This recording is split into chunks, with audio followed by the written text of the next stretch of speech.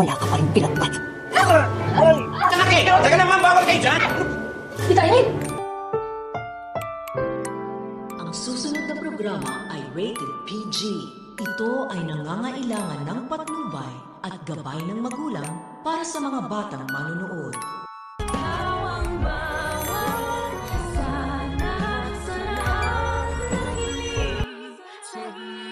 Naiintindihan ko na kung bakit nagawa mong lahat ng to. Tila ba natuluyan na itong si Carlos na mabaliw dahil lamang sa pag-ibig?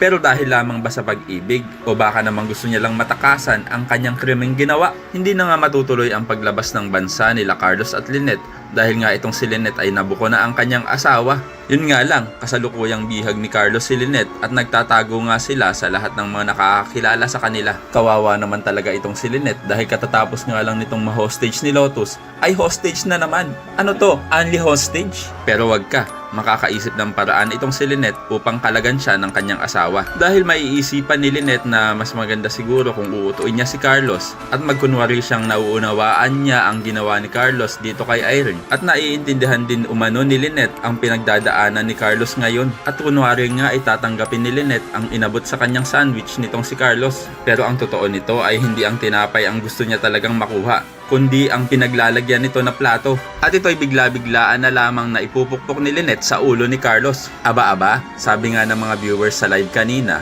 ay mukhang nangangamoy amnesia na naman. Napakababaw naman yata ng dahilan kung magkaka-amnesia itong si Carlos. Isa lamang plato, samantalang dapat ay bukol lang ang kanyang matatamo. Pero wag tayong pakakampante dahil alam naman nating itong si Derek ay laging may pa-surprise na kunwari ay paniniwalain tayo na ito ang mangyayari.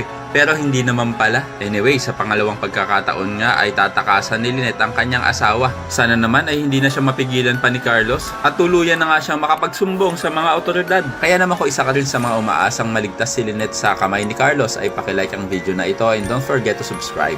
Thanks for watching and see you next time. Bye-bye!